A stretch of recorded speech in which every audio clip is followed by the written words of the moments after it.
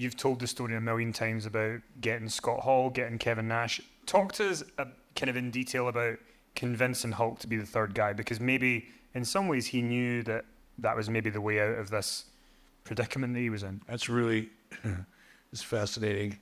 I didn't convince Hulk of anything. Hulk convinced me that he wanted to be the third guy. And let me tell you this story because it's really fascinating. Hulk, like I told you earlier, Hulk only owed us 4 pay-per-views a year. We'd done 2. I don't remember, probably Super Brawl and another one, whatever it was. So we didn't have any more pay-per-views on our schedule for Hulk Hogan until probably Fall Brawl and Starrcade. So there was going to be a period throughout the summer where we weren't going to use Hulk. And part of the reason for that is summertime for us at WCW at that time was the worst time of year to do a pay-per-view. People are on summer vacation, they're traveling, they're busy doing things. It's not a great time of the year for high-power pay-per-views. So we structured his 4 pay-per-views to do 2 of them in the winter and the spring, and then 2 of them in the fall and winter. So summer basically had Hulk was off. So Hulk was off, let me back up. So Scott Hall shows up May 27th, 1996. I know it was May 27th because it was my birthday. And I had to pick him up at the airport and drive him down to Macon, Georgia. And we had a nice chat on the way down to Macon because I had heard about Scott's reputation and I was a little concerned. But anyway, we get down to Macon, Georgia. Scott Hall comes down, he does his thing. Hulk Hogan is off doing a movie called Santa with Muscles. Raise your hand if you've ever seen Santa with Muscles. Are you shitting me? How the f*** did you find that? So he's off doing this movie called Santa with Muscles, right? Scott Hall comes in May, comes down through the crowd, does his thing. Following week, I think it was, Kevin Nash comes down and says, we got a third guy. Well, by that time, I had the idea. It was a rough idea, too. I don't want anybody to think that I had it all laid out. I just had basically a sketch on a piece of paper of the idea for the NWO. It wasn't even on paper. It was in my head, to be honest.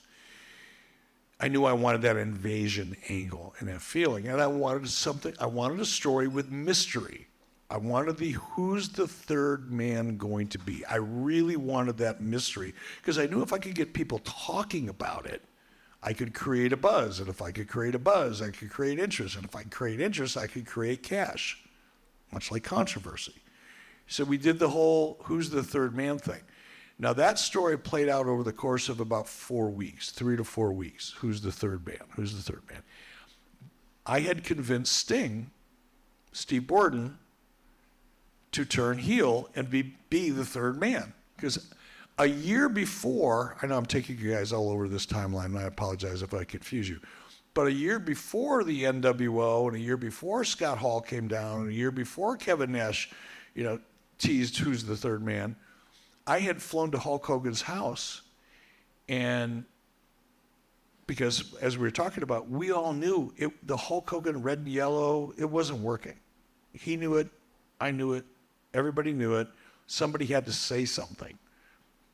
That was my job. So I flew myself down to Hulk's, went to his house. I remember it was during the week. It was like a Tuesday afternoon or Wednesday afternoon. Got to his house about 1:30. Sat down. He had a case of beer waiting for me. We both liked to drink beer at the time. Excuse me. So I got to Hulk's house, and he takes me into his office. He's a big, beautiful 15,000 square foot home. We sit down in his office and we start talking, and I pitched it. I said, Hulk, I got this idea. It really wasn't an idea. It was a half-assed idea. But I said, what if we turn you heel? Hulk sits back in his chair. He got that big-ass Fu Manchu. And when you see him do this, when he curls those lips up like he just ate something that tastes like and he strokes that Fu Manchu, you don't want to be around for what's next. He's stroking him. He's nodding his head. Leans forward, looks at his watch, said, brother, you'll never understand until you walk a mile in my red and yellow boots. And I got to go pick my kids up from school, so thanks for coming down. Let's go. And literally, as elegantly as I've ever been thrown out of anything or anywhere, elegantly invited me to leave, told me I could take the beer with me, by the way, which I did, just so you know. And I was gone. That was it. He did not want to have a conversation, not a syllable of a conversation about turning heel. That was 1 year earlier, 1 year prior to Scott Hall coming down. Okay, backtrack again. Scott Hall comes out. Kevin Nash shows up. Hulk Hogan's up doing a horrible freaking movie called Santa with Muscles. Had a budget of about $85,000, whatever it was. It's horrible. But anyway, it's a movie that's being filmed in California, and it's way up in the mountains. So it looked like the North Pole or some like giant pine trees and stuff. It's supposed to look like a forest. So Hulk calls me up. This is after Kevin Nash showed up now. We've teased the third guy. I've convinced Sting, which was not easy, by the way. It took me maybe a month or so of convincing, selling. But Sting's in. He's ready to go. I've got my idea. Everything's in place. I got a game plan. I get a phone call from Hulk.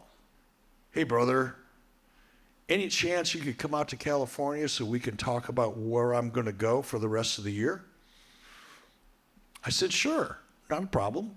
So I jumped out of a plane, flew out to California, got in a town car, headed up the mountain. Took about 8 hours to get there. It's midnight by the time I get to his movie set. I get to his movie, because he was locked out. He couldn't leave. And it was very, very isolated. So I get to his trailer, and I'm beat. I flew from Atlanta to L.A. and drove for 3 or 4 hours, whatever it was, to get to the movie set. I get to his trailer, and he's sitting back in his trailer, and he's got a case of beer on ice, and he's got a box of Cuban cigars, and he's smoking one of them. I walk in, hey, brother, good to see you. We hug, whatever. Here's a beer. So now we shoot the for a few minutes. Then he leans forward, starts stroking that Fu Manchu. I'm thinking, now what? So, who's the third man? It's not what I expected. I didn't want to tell him. No, it's not that I didn't trust him. Well, let me be clear. I didn't think he would maliciously or intentionally spill the beans, divulge anything, but Hulk he's like any of us. He gets excited about something, he can't wait to talk about it. And sometimes his judgment, like he'll talk about something because he'll think he's in a room full of people he can trust, and chances are you can't. Somebody's going to say something either because they're stupid and they don't know any better, or because they're just excited and they can't wait to share it. That's human nature. I've done that myself a lot of times, by the way. I'm guilty of what I'm suggesting I was afraid Hulk might do, which is why I didn't want to tell him. But I can't say, sorry, Hulk, I'm not telling you. It's a secret. Not telling you. I couldn't do that. So I'm thinking on my feet, actually on my ass drinking a beer, but I said, who do you think it should be? Excusez-moi.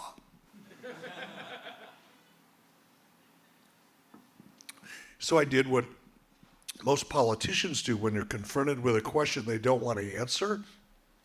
They answer it with a question. And I said, who do you think it should be? Oh. And he leaned forward again. He said, you're looking at him. No, that'll work. And it was really, I'm having fun with it a little bit, but I'm about 70% right on the money with the way I just described that scene to you. Might have been a little different, might have taken a little bit longer, but that was essentially the conversation. Jimmy Hart had been sending Hulk VHS tapes, if you can believe it. That's what we had back then. But every Monday night, Jimmy would FedEx these tapes to Hulk, and he would get them and he'd watch them so he could keep track of what was going on in the shows. And when he saw Scott Hall come down, that got his attention. Then he saw Kevin Nash come down. Then it's confronting me, and we got a third guy. It's like he convinced me. I didn't have to convince him. Keep in mind that I had spent a month convincing Steve Morden, a.k.a. Sting, to make this dramatic move and how great it was going to be for his career and how much confidence I had in it. And we were pretty good friends at that point in time anyway. And we stayed close. Steve Morden is a great guy. But I had worked really hard to convince Sting to turn heel and be that third man. And now I got Hulk saying, I think I'm going to do that. And I'm all excited about it until I sobered up the next morning and got on a plane and went, now I gotta call Sting and say, sorry, deal's off. But he handled it well.